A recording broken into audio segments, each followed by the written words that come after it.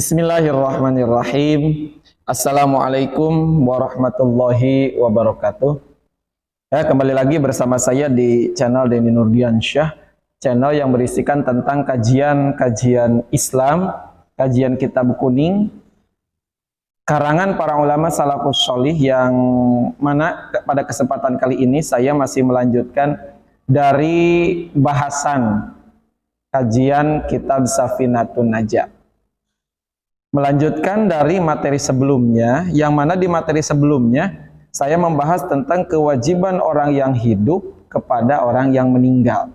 Ya, kewajiban orang yang hidup kepada mayit. Nah, yang mana di salah satu kewajiban tersebut ada salah satunya, yaitu mayit itu harus dimandikan. Nah, di pasal yang akan saya bahas sekarang, di materi yang akan saya bahas sekarang ialah bagaimana cara memandikan mayit. Di sini ada paling sedikit dan juga ada paling sempurna. Bagaimana cara memandikan mayit yang paling sempurna. Tapi sebelumnya, pada teman-teman semua yang baru bergabung dengan channel ini, tekan tombol merah subscribe di bawah dan jangan lupa tekan tombol loncengnya supaya teman-teman semua dapat pemberitahuan, dapat notifikasi jika channel ini mengupload video yang baru. Dan jangan lupa tekan like, share sebanyak-banyaknya. Kita langsung lanjut ke lughat. Di sini di kitab saya halaman 100. Jika teman-teman ada yang bawa kitab, boleh dibuka kitabnya. Bismillahirrahmanirrahim. Faslun. Ari ieu eta hiji pasal. Aqallul ghusli ari pangsaeutikna ngadusan mayit. Ta'mimu badanihi eta ngawalatraan badana mayit.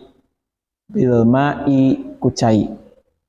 Wa akmaluhu jeung ari pangsampurnana ngadusan mayit ayyaghsula eta yen ngumbah si jalma sauataihi kana dua gogoreng mayit, wa ayyazila jeung yen ngaleungitkeun si jalma al-qadra kana kokotor min anfihi tina pangambungna si mayit, wa ayyu wadhi'a jeung yen ngawuduan si jalma hu ka si mayit, wa ayyadluka jeung yen ngagosok si jalma badanahu kana badana mayit bisidri ku kai sidir, wa ayyasubba jeung yen ngocorkeun si jalma alma'a kana cai alaihi ka mayit salasan kalawan 3 kali.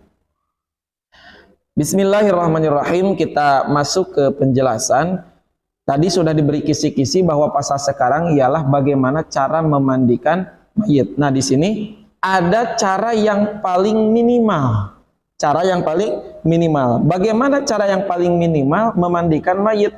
Hanya sekedar seluruh badan mayit dibasuh oleh air. Jadi seluruh badan mayit dibasuh oleh air, yang kelihatan bahwa si badan mayit itu ada di luar, dalam artian jika badannya bagian luar maka semuanya harus dibasuh.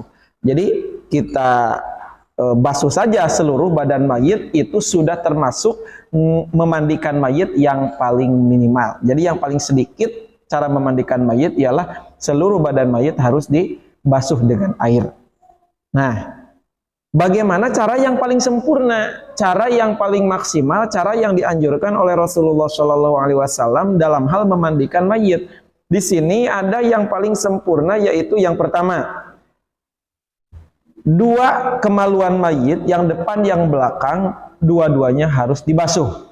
Jadi kan tadi mah cuma dibasuh secara supaya basah saja. Jadi kalau dalam bahasa Sunda mah dibanjur, ya.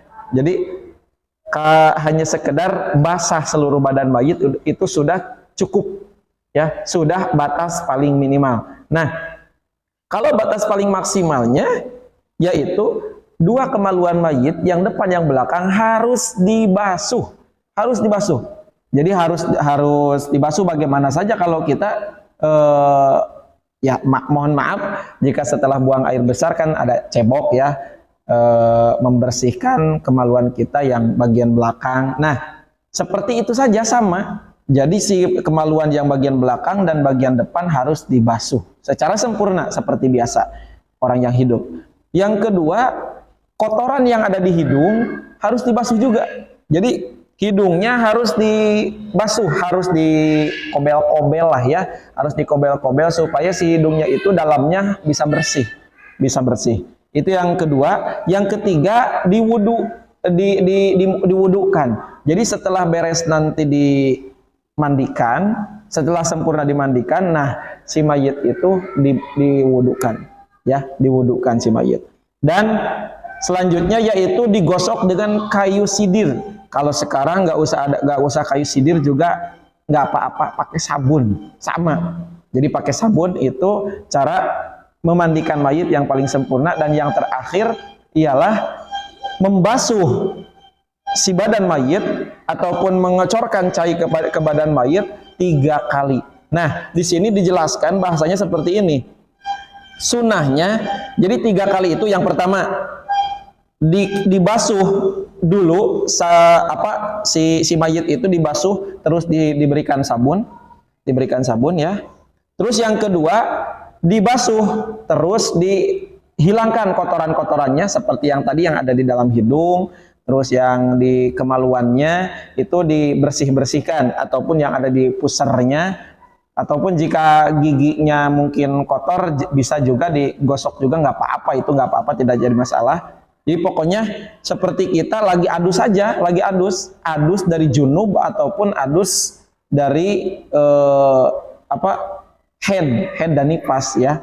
Jadi seperti itu saja. Jadi yang pertama dibasuh, terus diberikan sabun, digosok-gosok. Yang kedua dibasuh lagi, terus dibersihkan kotoran-kotorannya. Terus yang ketiga terakhirnya yaitu dibasuh dengan air yang bersih. Nah, baru setelah itu diwudukan. Itu cara memandikan mayit yang paling sempurna. Jadi sekali lagi, cara memandikan mayit itu ada yang paling minimal, yang paling sedikit, yaitu seluruh badan mayit hanya cukup basah saja. Seluruh badan mayit cukup basah saja. Yang kedua, yaitu ada yang paling sempurna. Bagaimana cara yang paling sempurna? Tadi sudah digambarkan. Yang pertama, yaitu basuh si badan mayit, terus digosok-gosok dengan sabun, ya. Kalau di sini bahasanya dengan kayu sidir. Tujuannya untuk menghilangkan kotoran-kotoran dan daki ya. Terus yang keduanya dibasuh lagi, setelah dibasuh langsung dihilangkan kotoran-kotoran yang ada di dalam hidung, yang ada di kemaluan-kemaluan ataupun lubang-lubang yang lain yang kira-kira ada kotoran di sana. Setelah itu dibasuh lagi dengan air yang bersih. Jadi 3 kali basuhan. Dan yang terakhir diwudukan. Nah, itu cara memandikan mayit. Bagaimana soal praktek? Mungkin kalau soal praktek saya pun belum pernah. Ini mohon maaf ya, saya hanya sekedar tahu teori, saya secara praktek pun saya belum pernah. Jujur saja saya belum pernah bagaimana memandikan mayit itu, cuma hanya sekedar teori bahwa memandikan mayit itu seperti ini. Ya, saya belum pernah. Di sini di daerah saya masih banyak ustadz-ustadz yang bisa menghandle tugas tersebut ya, menghandle memandikan mayit, mengurus mayit dari A sampai Z, mengurus mayit ada ya, masih ada ustadz yang alhamdulillah lebih tinggi lah daripada saya, lebih paham daripada saya. Jadi mudah-mudahan apa yang tadi saya jelaskan bisa menjadikan ilmu yang bermanfaat bagi kita semua, dan juga bisa menjadikan bekal bagi kita jika di satu waktu kita ditugaskan ataupun tertuntut untuk bisa ataupun untuk memandikan mayit. Nah, jadi caranya seperti itu ya. Sekali lagi pada teman-teman semua yang baru bergabung dengan channel ini, tekan tombol merah subscribe di bawah dan jangan lupa tekan tombol loncengnya supaya teman-teman semua dapat pemberitahuan, dapat notifikasi jika channel ini mengupload video yang baru. Dan jangan lupa tekan like, share sebanyak-banyaknya. Sekian apa yang saya jelaskan. Jika ada pertanyaan ataupun kritik dan saran, boleh ditulis di kolom komentar. Wallahul muwaffiq ila aqwamit thoriq. Wassalamualaikum warahmatullahi wabarakatuh.